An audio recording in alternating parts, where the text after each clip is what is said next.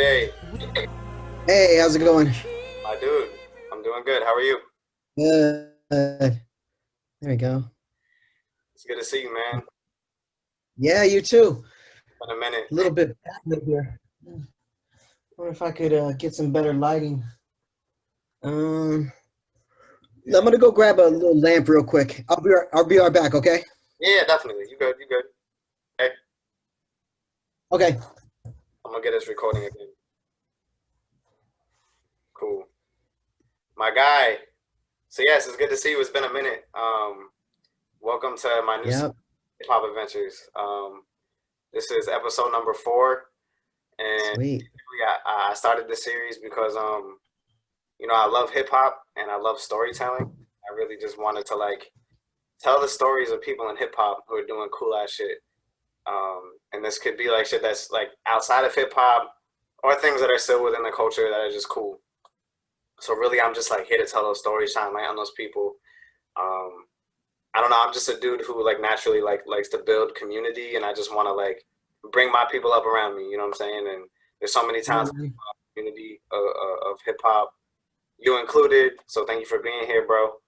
I guess like just to introduce myself for the people who watch on your end who don't know me, I'm William Wallace. I am a MC, beat maker, event organizer, host, moderator. I also write a lot. I'm a community organizer. I work full time at a nonprofit, so doing a lot of different things right now and just trying to stay busy. And TJ, if you want to go ahead and introduce yourself. Sure. And let me know if my signal's kind of spotty. Yeah, yeah. But yeah, I'm TJ Reynolds. Huh? No, you good. What was that? Okay, cool. I'm TJ Reynolds. I'm a artist, musician, and educator. Oh, something up there. And yeah, I came up in Indianapolis and moved out to the greater Boston area about 9 years ago. And I think, just like you, I'm all about kind of making connections and collaborations and really kind of being in the community where I'm rooted and building from that. So, yeah, so it's definitely, I appreciate you having me on, and when I moved out to Boston, I think the hardest part was like I was in a band and like leaving the band behind I'd been, or been a part of. It was really the hip hop scene in Boston that I felt like I found community in more than like any other kind of community anywhere. So I think a lot of people kind of see the competitive aspect of hip hop, but don't understand the brotherhood, a sisterhood that's underneath that. Yeah, no, I'm happy you said that, man. Boston definitely has a great like community of people like that. Definitely some great people to tap into. When I moved here too, I'm from like Western Mass, and when I first moved out here, like obviously I wanted to do hip hop either way, but that was still like the first community of people and anybody who I met who kind of took me in and kind of changed my life in a way, because in Western Mass there's like no hip hop scene. Yeah. Um, but yes, my dude. So you have a lot of cool things you're doing. Making music. Your art is absolutely incredible. Um, you just started a new series as well. You're an educator, and when you say you're an educator, you're a teacher, right? Hold on a second. I'm gonna open this window. And you're kind of breaking up. I'm gonna see if that gives me a better signal. If not, then I'm gonna hit a new place. I'm sorry. Go ahead. No, it's all good, man. It's all good. It's what happens when we do these virtual things. Yeah. uh, you're doing a lot of great work right now. And I guess right off the bat, I'm wondering like, what were the things earlier on? I guess even in Indianapolis that kind of put you on to like music and art, and what were those things that inspired you in the beginning to kind of start doing this? Yeah. I mean, for me, it was. I did a Moth Story Slam last year, and I don't know if you're familiar with it, but it's like basically it's like a storytelling competition, and there's a theme, and people come with a story that uses that theme somehow. And the theme was the book that changed my life, and I did it on my first rhyme book, and it was I wrote a rhyme for our Say No to Drugs program, and I ghost wrote everybody in my group's rhyme. I ended up like writing the whole thing, and people, so like I had a couple of the verses and other people had a couple of the verses, but for me, like I never had a lot of confidence in my voice. I grew up with like a speech impediment, and hip hop to me helped me take that and turn it into a speech empowerment, to where I could have confidence in my voice. And then, you know, I kind of didn't really do any more music or create any more hip hop until high school, and I said yes to drugs. And you know, I just met, like, I kind of fell in with the hip hop crowd, and I would just freestyle um, at parties and stuff like that. I never really like pursued it seriously until I was in my 20s and kind of really started getting into poetry, and that brought me into writing, and actually like going from just freestyling, just relying on that, to like really, you know, putting in work and writing out lyrics, and that, you know, just making you a stronger freestyler and artist all around. Yeah, yeah, that's really dope, man. It's kind of funny how it, you know, you started to, like, doing this thing, didn't do it for a while, and then it kind of came back full circle. I feel like that those moments are kind of special, you know. And I'm happy you mentioned the Mm-hmm. speech impediment and the voice thing, because I feel like that's a common thing with a lot of people. I feel like for a lot of MCs, they don't find confidence in their voice right away. It takes them a long time to try to like really find that confidence, even like without like a speech impediment. You know what I mean? So I think that's really Mm-hmm. powerful Mm-hmm. that you overcame that. And I think that kind of leads me to my next Yeah. question, because I think you have a very distinctive voice. And I think your voice is something that you can use to your advantage. I think in a lot of ways, you give me like an early 2000s vibe for some reason. I have no idea why. But your shit is dope, and it's very, like I said, it's unique to who you are, and it's very authentic. Um, I'm wondering, as an MC, what are some things that you strive for? Um, well, I think like when I write verses, I want it to have the spontaneity and the immediacy of a freestyle, you know? I want it to feel like it's in that moment to a degree, but still, you know, uh, have it be like really detailed, and you know, kind of like, you know, pack it up so you have a little bit both things going on. Um, but yeah, I kind of forgot the question. But yeah. No, no, it's all good. I was asking what you strive for as an MC, um, and I think Um, you yeah, definitely yeah, I remember what I was gonna say. Like, to me, cadence and flow is the most important thing. You know, like more than anything, like we're making music, so it has to sound good. If it doesn't sound good to your ear, then nobody's gonna give a fuck what you're saying. You know, and right. so you know, often like my process for songwriting often just is all about cadence and finding cadences, and you know, I might even record gibberish or just like do that for a while until I really figure out how I want the flow to go, and then, you know, it's the discipline of getting the words to fit into that flow, make sense, you know, not be whacking and that whole thing. But to me, it all comes down to how it sounds, and interacting with the music and being part of the music that's happening there, you know, because to me, you can always discover new flows and new ways to rhyme if you are interacting with what's happening, you know. Hmm. So Yeah, yeah, definitely. So, I mean, I think it's interesting to talk to MCs sometimes, and especially as an MC myself, because I think there's so many different ways that we create.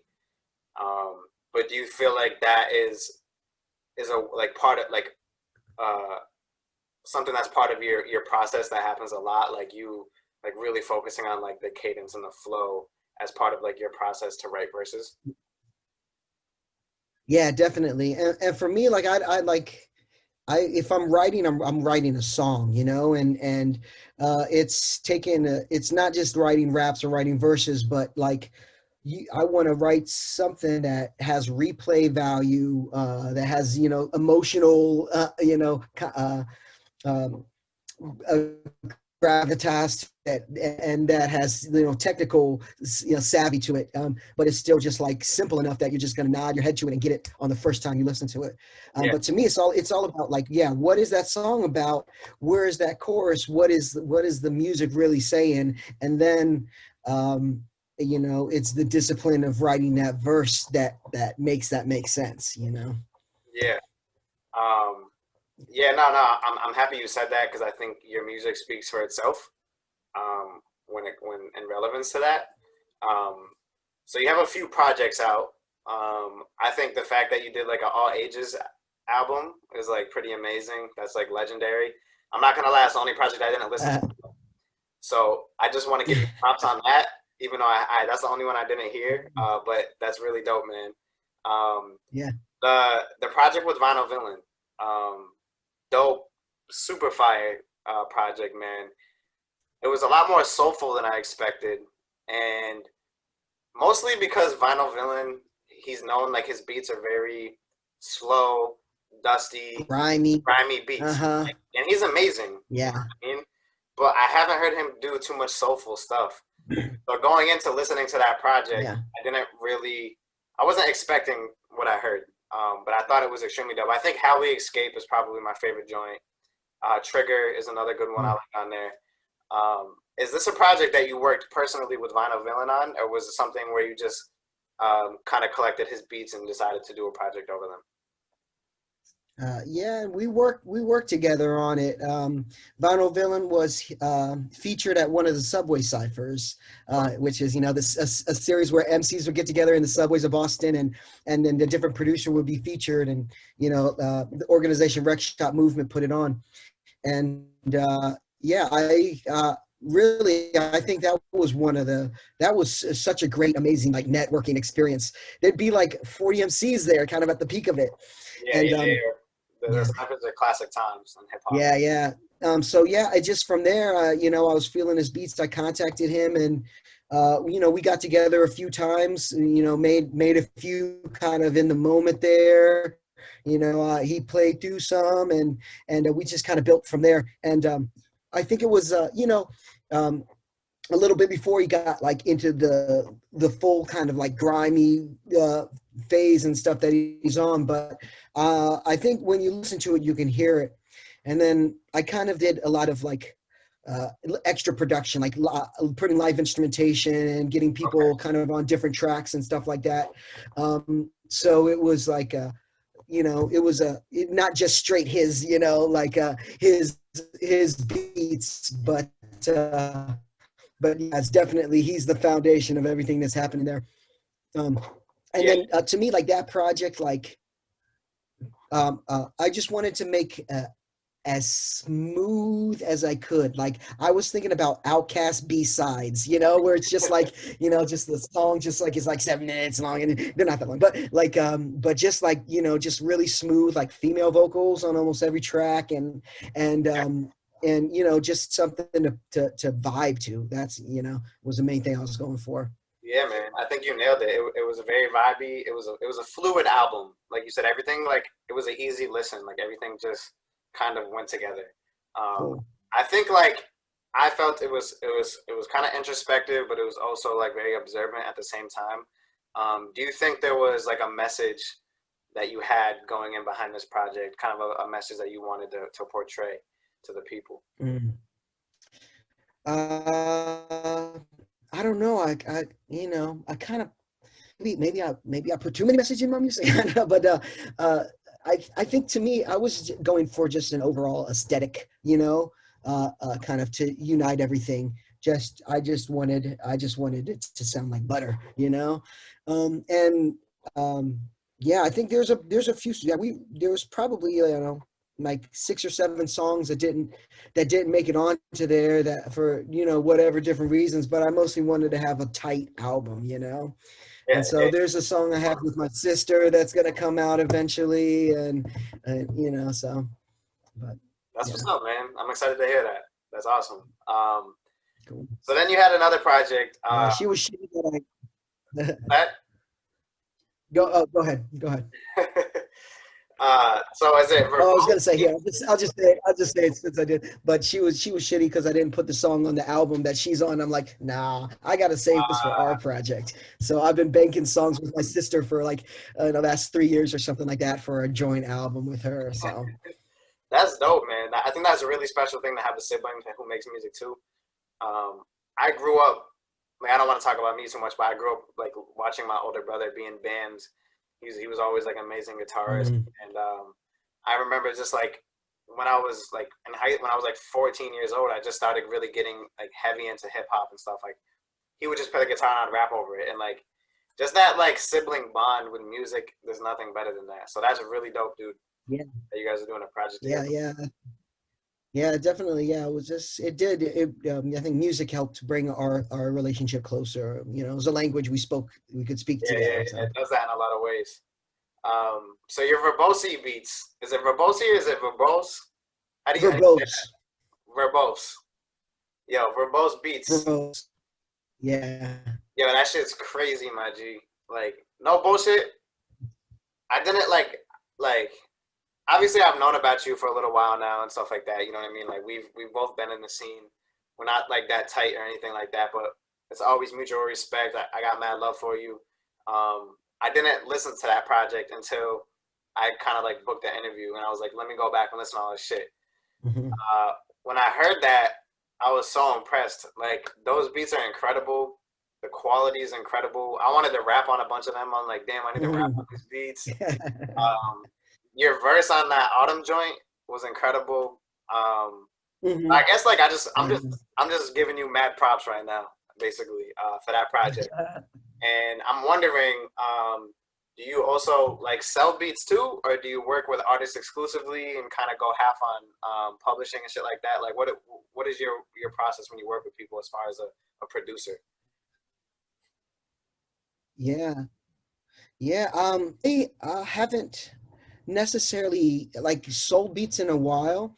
I think what I've been doing when I'm doing production for somebody is a bit more old school, like where somebody is like in the studio and we're cooking something up together, and I'm like working with somebody on their project. To me, that's my favorite like aspect of production is like let's see this whole vision through all the way, and yeah. So I really enjoy that whole kind of behind the scenes. I produced a project last year.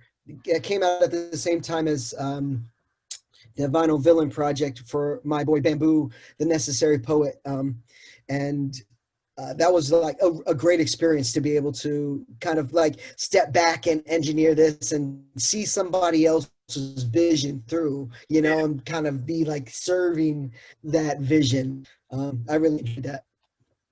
hell yeah, hell yeah. I think that's a very special thing. Yeah. And, Do you have like a yeah. home studio And set up for or me, something? it's like, say what? My bad. I think we're both breaking up a little bit at the same time. I think we're delayed. Yeah. Yeah, yeah. I was asking if you have like a home studio setup. Is that how you work? Yeah. Yeah, I got a home studio set up. Yeah, and I got a grant about 10 years ago, and I used it to set up a home studio and also to go study African drumming in Paris. Um, Oh and shit. that was the start of kind of what my next album will be. But yeah, I think at the my home studio, my beat production studio is outdated. And so I'm like, I need to update my equipment. I still got a like MPC 2000. So cutting stuff up, like it takes like an hour to get your samples together, where nowadays you can just like hit a button and it'll be like chopped perfectly, So I'm going to update my studio setup here eventually. But I have so many projects that have been developing and on the back burner that I'm like, I don't need to be doing any beat making right now. I need to see things through and release them, and Yeah, finish that yeah. vision off.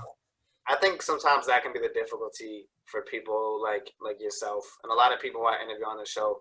We're doing so many different things that it's like sometimes it's hard to really hone in on one thing, and to give time to something. But if the other shit is making magic happen, then just flow with that. Like you said, see things through.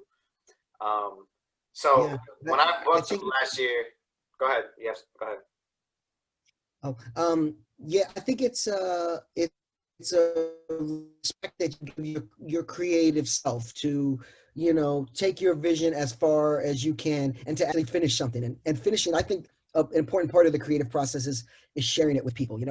There's a reason we took what was happening in our head and translated it into this form that other people can understand, and consume, because we want people to understand what we're saying, what our perspective is, on the world. And so, to me, like being finishing things, releasing things properly, like taking the time to put something out so it actually gets heard by somebody is as important as the creative process. Hmm. I think that right there is a deal breaker for a successful artist because I think there's a lot of us artists who are so satisfied with just making the art. You see what I'm saying? Like we just love it so much and it's so therapeutic for us that it's like we're content doing that and that's it. You know what I mean? Like it there's something about that alone, you know? And then there's the people who all they want to do is just it's not really therapy for them. They're not just writing for therapy. They're writing because they want to write the illest shit ever. You know what I'm saying? The people Mhm. who can have that balance and like want to do it for competitive reasons and want to do it to show and prove, but also do it because it's therapeutic. Like Mhm. those are the special ones. You know what I'm saying?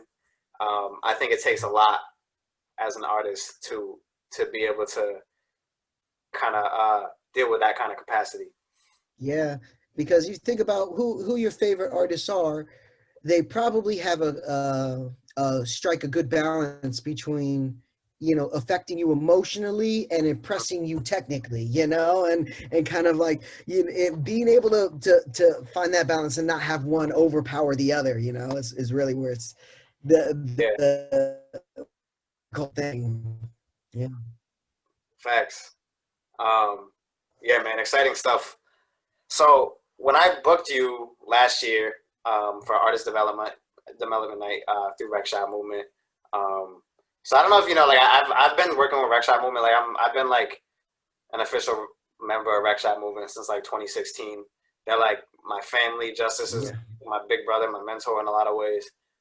So I've been doing a lot of work with them, and I booked you last year, and it was a great time booking you because you were very easy to work with. You were on time, all that shit.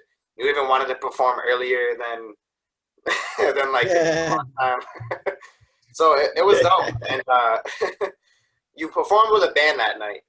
So I'm wondering, was that like just a random occurrence, or was that a band who you've worked with a lot in the past, or was that like your band? Is that your band? I just wanted to catch up Yeah. on that. Yeah, that night I played with a guy named Gus Hawani, who is turned into a close collaborator of mine. He was a teacher at one of the schools that I worked at, and I've just kind of felt his playing. So he's all over the vinyl now, Subterranean Cipher. He's all over my next album that's coming out too, Drums and Strings. And I don't know, when I just find people that just have that feel, he's always able to add whatever the right thing is, whether it's like, some like, ripping like distorted guitar over the top, or whether it's just like like, yeah, he's one of those people that really comes through. And I don't know, I like collecting collaborators, and I'll have a musician come through the studio, and I'll throw like 8 to 10 tracks at them in a 2-hour span and just be like, what you gonna do on this? Do some on this, work this out, and we'll just get ideas and build. I'll slowly be building on albums that way. And so, yeah, Gus is somebody that I've worked with a lot, and he's a person that I'm talking to about kind of trying to get another like consistent live thing going on, when the world opens back up and hell freezes back over. So, Yeah. I love how you said collecting collaborators. I think that's such a really dope way to put it, to be honest with you, because I think it really is special to us like that, especially as like MCs and stuff like that. Like when we can work with other musicians who can come and just add magic to your track and sprinkle that in. Hmm. Like that is such a great feeling. And Yeah. I was gonna mention too that like my very first performance ever, back in like I don't know, I'm a youngin, so but back in like 2014, I had like just graduated high school. It was like my first performance ever. I performed with a band, and it was like the craziest experience ever. Like the energy that you share on stage with people is Hmm. crazy, you know. So I think it's so important for us to keep those people in our circle, and like you said, collect collaborators.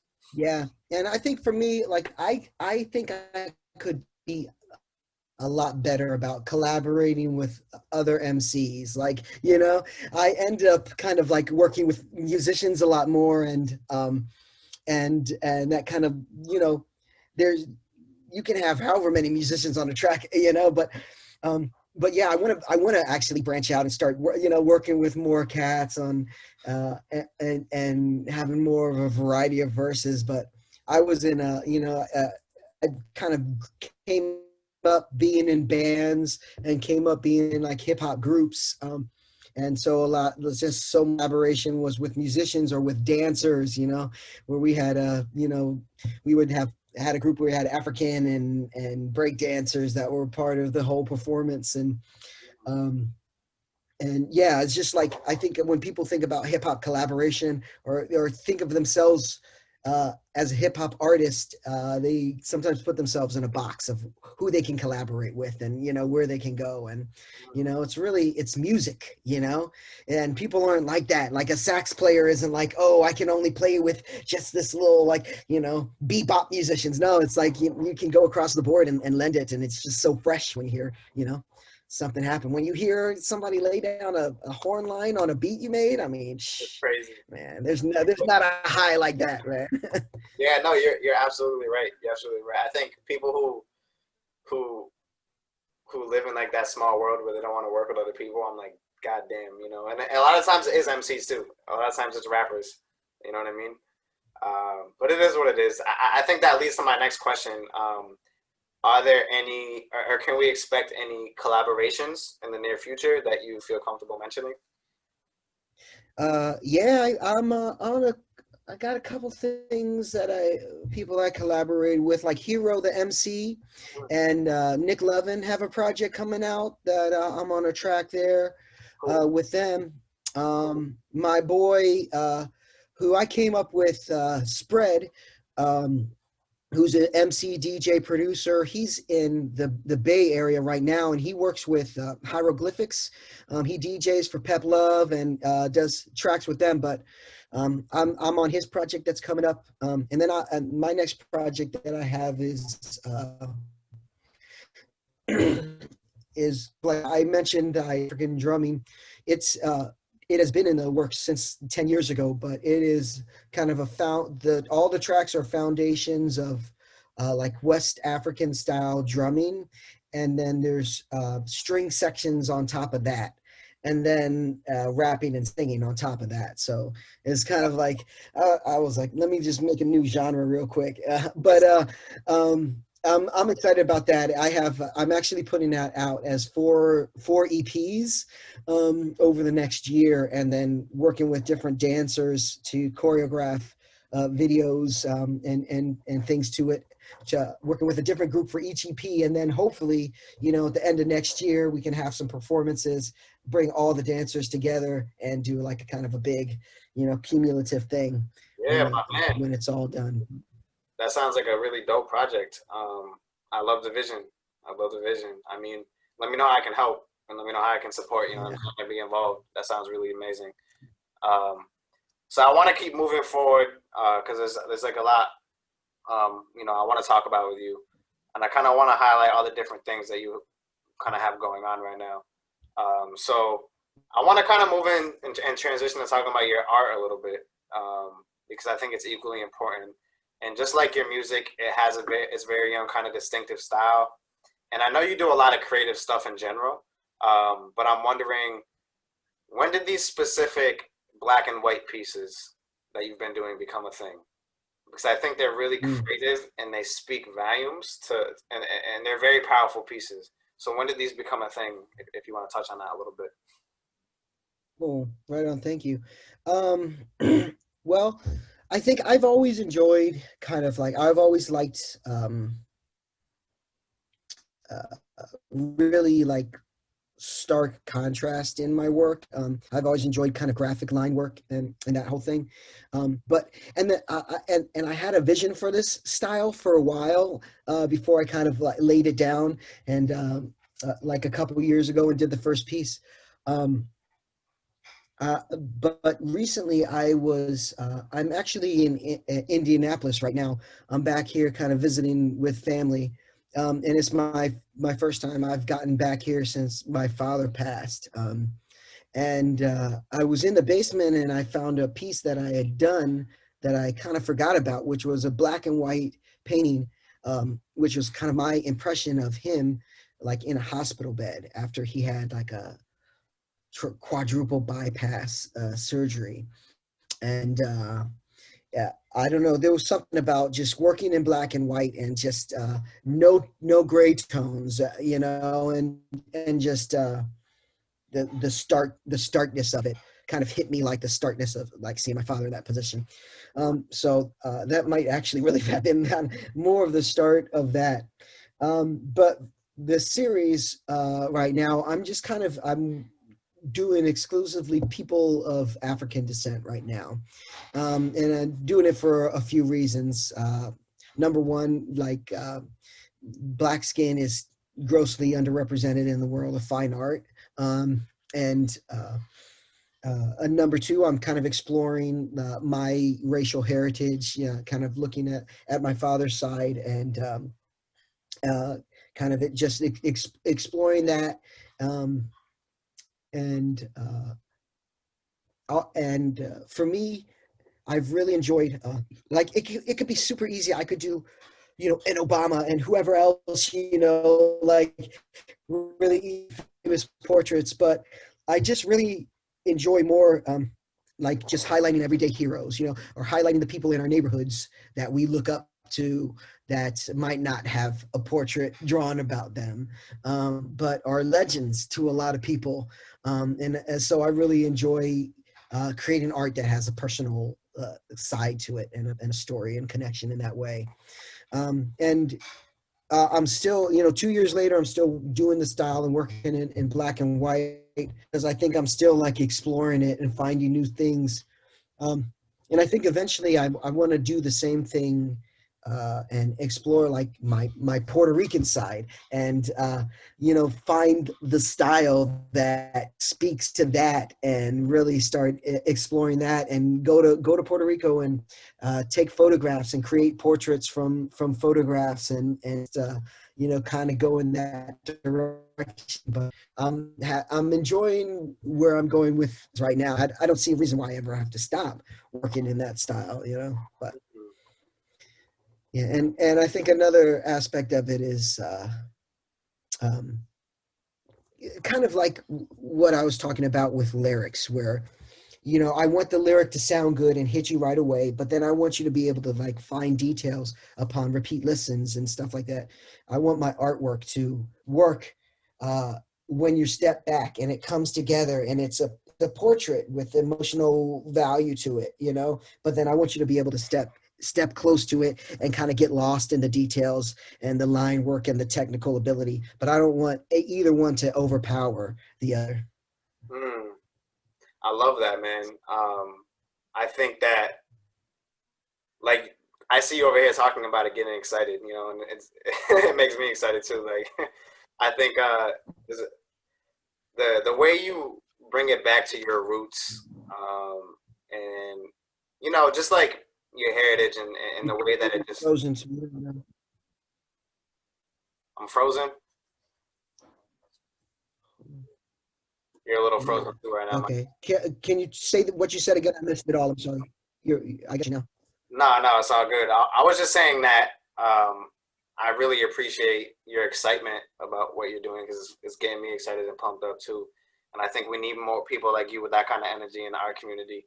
I also think that it's really dope that you're bringing it back to your roots and to your heritage, and like these pieces have like like the story about your father and everything, like and finding that peace, like visiting home and all that. It's just like that is so deep, bro. You know what I mean? And I think that's what this is all about. That's what art is all about. That's what creating is all about. It's like these forms of expressions. You know what I mean? Like whether it's expressing like your sadness or your anger or whatever it is, like, and you reflect that perfectly. So salute, my brother.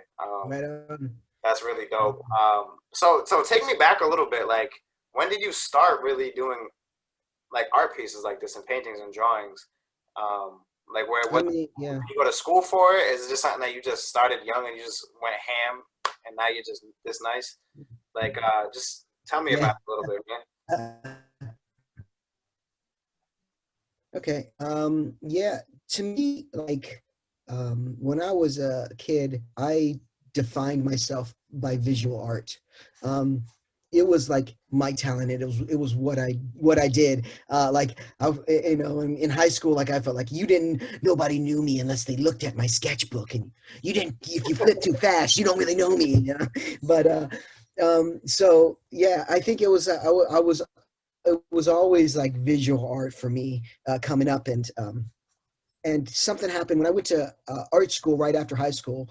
I just got really burnt out on art. And there was something that was missing for me. It wasn't immediate enough. It wasn't, it wasn't in your face, or it didn't have the energy that I wanted. So I dropped out of art school, and I, started a band for the first time, and, and kind of really started exploring music. And I think for the next, like, probably like 10 years or so, um, visual art was, well, probably actually more than that, longer than that, but visual art was on the back burner. And I was into music, and I was into like poetry, and I was into all these other kind of aspects. And, I would use my visual art to, like, I would make posters for shows and kind of like, do that. But um, really pursuing it.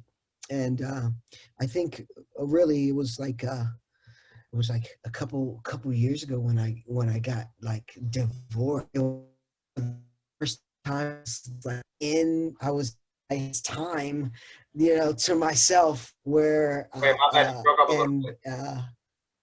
I couldn't be loud because I had, like, landlord.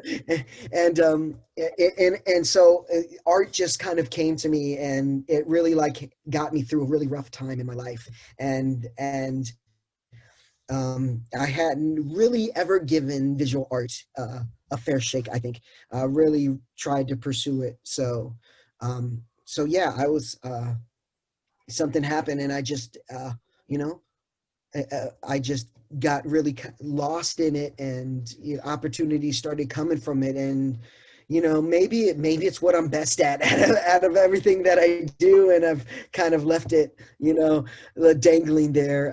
But it was there for me when I needed it most. And it's turned into a way, like a supplement of my income, and a way to kind of reach community. And it's become something that's really important to me. And almost every night I work on art for a couple hours, and it just puts me in the right place. Nice.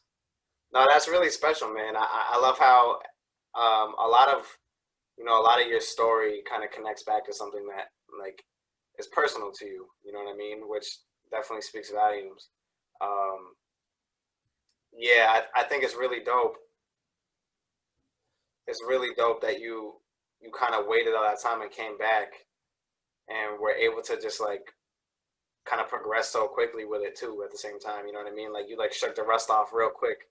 Well, at least I feel like, and I think even if it is your best thing, that's what's so dope about being creative. It's like that doesn't mean we're gonna stop making music or stop doing events and shit like that. It's like, yo, we're always gonna do everything because we love it. But if I'm like Hmm. that one thing, then that's dope that I've kind of discovered that. You know what I mean? Yeah. That's really cool, man. Do you have a favorite art piece that you've worked on?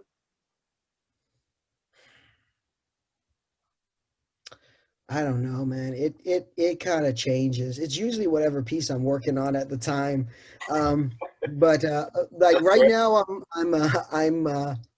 I have a grant to do these pieces, which is basically I'm creating a lightbox version of my artwork. So where it'll be kind of like illuminated from behind. So where the white lines are, it'll be lit up, and these are going to be displayed in some windows at in Boston. I think the Freedom House is where it's going to be. But yeah, it's kind of like the vision that I've always had to take this style to the next level. Is actually like I want it to be illuminated and to like kind of have this presence, and then to be able to eventually take over like a whole wall of a museum, and it's almost like pieces and boxes and pieces all together that kind of make it. I have some visions, and every time my idea gets bigger, it's just like, oh shit, 10 more years, there we go. But That's yeah, great though. I mean, shoot for the stars, bro. And I think it's definitely possible to do all that shit too. Um, you know, yeah. so that's awesome. Um, what's the best way for somebody to support your music and your art career right now? I mean, you can follow me on whatever Spotify on social media. You can uh, if any of the pieces that you like that you see any of my art pieces you like I can make you a print of something, and I also do commissions. So that the needle, the DJ on the fader, hand on the fader that you put in the promo was a commission that I just finished for a DJ school in Indianapolis. So yeah, it's fun to take kind of like make art personal in that way. But yeah, I mean, just check it out, and if you like it, hit a button so that you can check out some more. That's where it's at. Definitely, definitely. We're gonna make sure we share some links for you too, man. Um, Now, correct me if I'm wrong, but you're also an art teacher. Yeah, I'm an elementary art teacher. I teach elementary K through 5 at a public school. Uh-huh. Yeah, My man. it's So, super fun. It's so tell us if you're able to tell us what school you work at, and tell us like what your teaching experience has been like doing something that you love so much.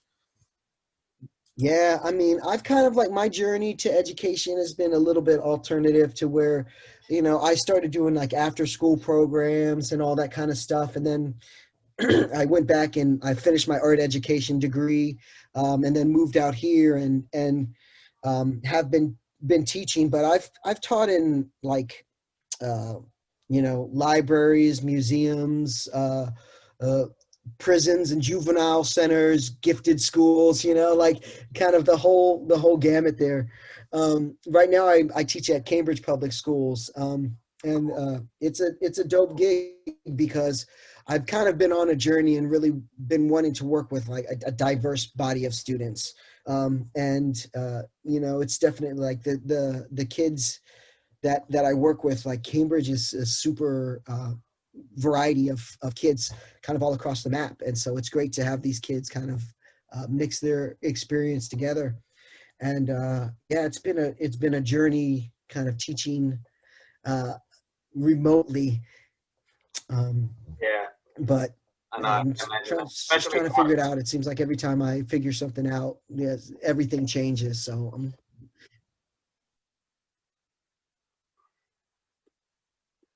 my man. I lost your video for a second. I might have lost you.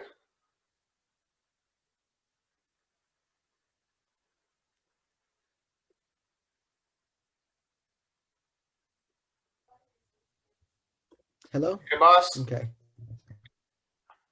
All right. I think I lost you for a minute. Okay.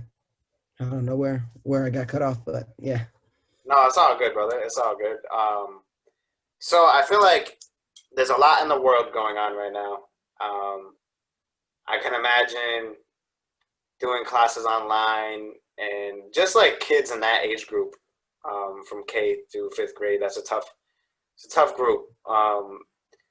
Now, do you, as an art teacher specifically, do you feel like you have responsibility to use your art as an example, to kind of like educate your students on using their voice and their art to reflect what's going on in the world?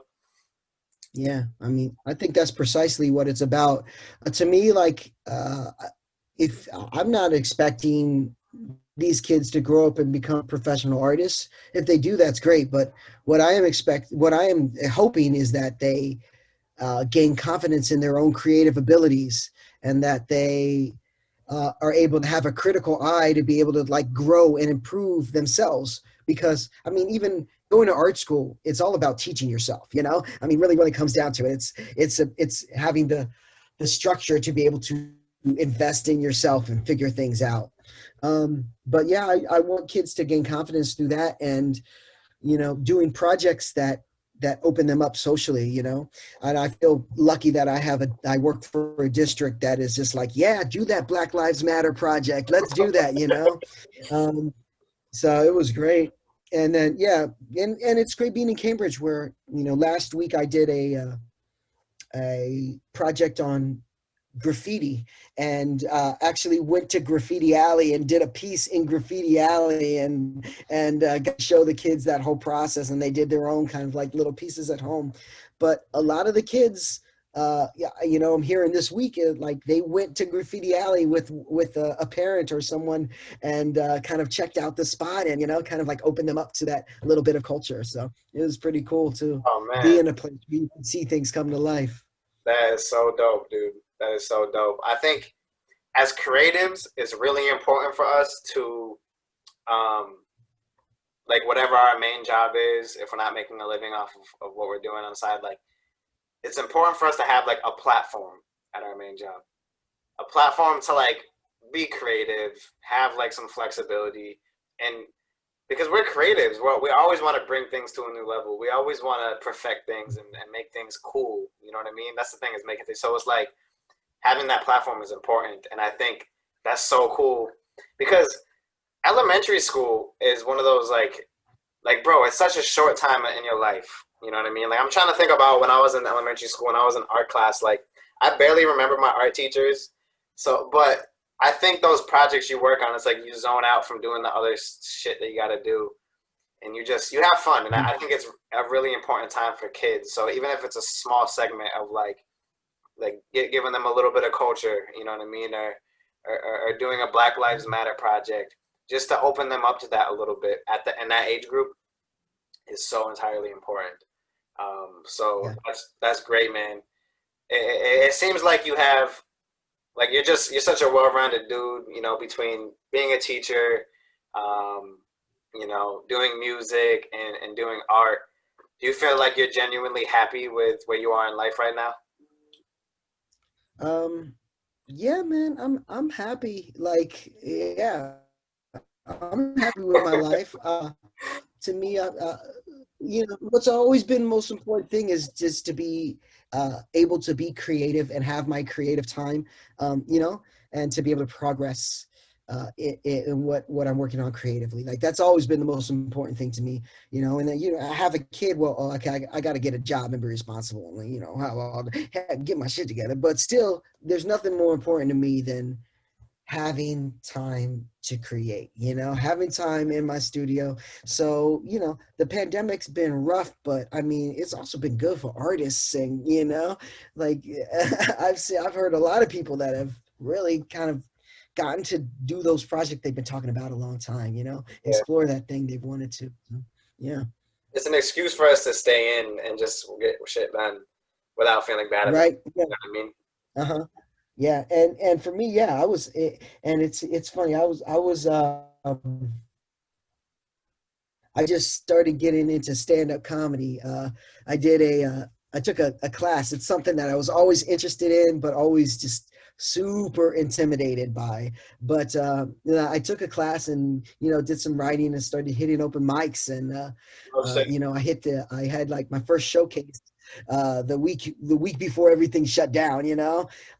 But it was just like another bug that was biting me, and you know, and just it's just like a writer's world there, and you know, it's not that different from writing punchlines or writing where it's like, what is the crowd thinking of? You know, you got to think of what they're thinking, and you know, catch them off guard in that way, and think ahead. You know, you got to be thinking ahead. Yeah, But yeah, man. So that's something I want to get back into eventually, is when stuff starts opening up. But yeah, man, that's awesome, man. it's just, you know, use your creative energy however you want to, you know, just try stuff. That's what it's about. I agree 100%, man. Just try shit. So I don't want to, I want to wrap it up pretty soon, but I have a couple more questions for you.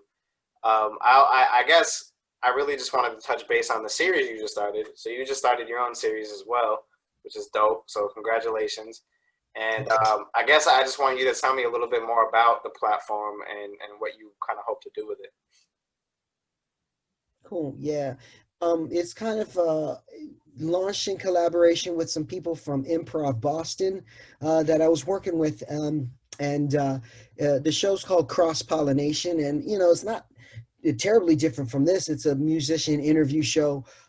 But I think the idea is I have 3 guests on for each episode. And I want to bring people from different, pardon me, from different or different regions, and kind of get them to interact in a way, and hopefully spark collaborations and spark community, creative community in that way.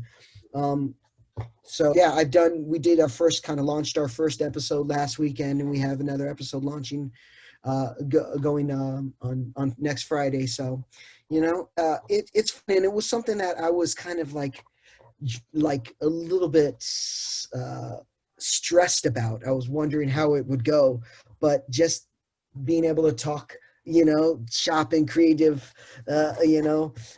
avenues with someone left me feeling like super inspired and energized. It was great. And I remember why I do that. It's kind of like, you know, pre-pandemic when, you know, you were like, oh God, I'm freaking exhausted. I don't want to go to this thing. And you go to this thing, and it's like you know, you can't believe you almost didn't go to this thing, you know? Like, Oh my God. TJ, I literally felt that so many times, bro. Like, because there was a point in time where I was just going to events all the time, and like I just didn't want to go out anymore. I was like, yeah, I just don't really want to go to these events. But then I didn't go to a bunch, and when I finally went back, I was like, damn, I remember now why I went to so many events. Like, it's just that experience.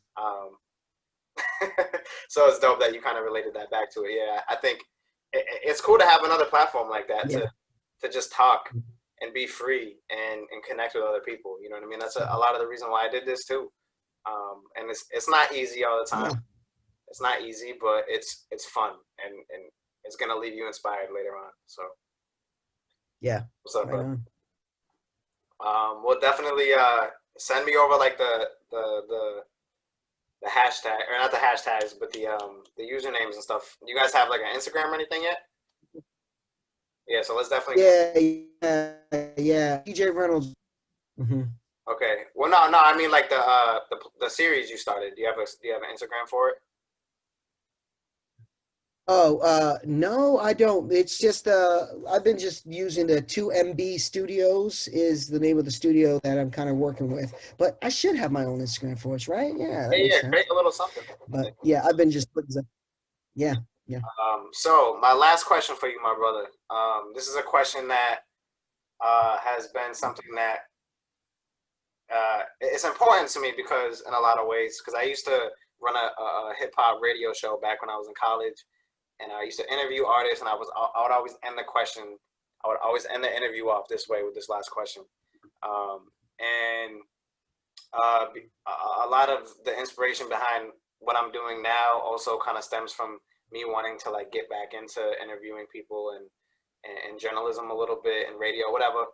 So I started to do this, and the question is that I used to ask people to kind of end the shows off is what is your favorite thing about hip hop?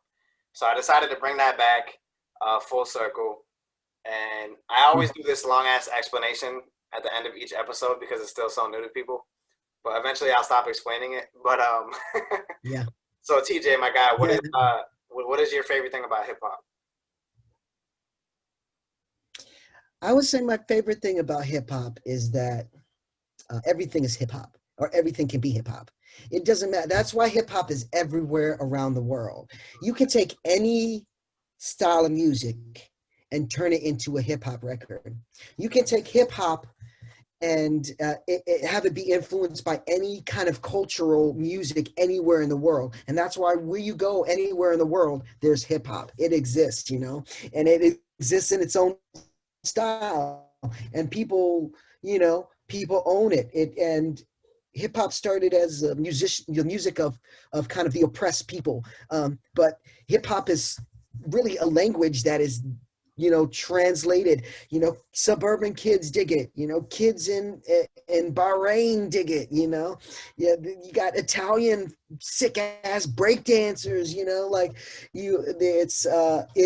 it is something that people can take ownership of anywhere in the world. That's what I love about hip hop. You know. Hmm. I love that answer, bro. What's so dope is that for each episode I've had completely different answers, but they've all been so amazing. So I really appreciate that answer, man. And yeah, just thank you for being here and participating in this with me. Thank you for all you're doing for the art community and for hip hop culture.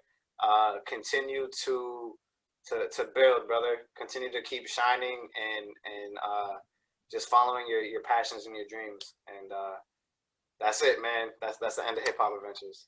Right on. Yeah, I appreciate it, man. Thank you so much for having me on. I'm gonna have to have you on cross pollination, and we keep, Yo, you know, we keep building and keep doing this, and you know, we should really be building on some tracks together too. So yo, we'll have to make facts, that happen. facts. Yeah. I mean, like I said, some of those beats, bro, were absolutely crazy. You know, so like I'm working on a few projects right now, and I'm definitely down to link up. Whether you know what I'm saying, you know, bro, I have a little setup in my crib too, so like whatever, like, and we virtually is fine, like whatever, you know what I'm saying. Let's make it happen for sure, brother. Cool, Um, for sure. I I appreciate appreciate it, man. you, Thank and you so much. we'll talk soon, brother.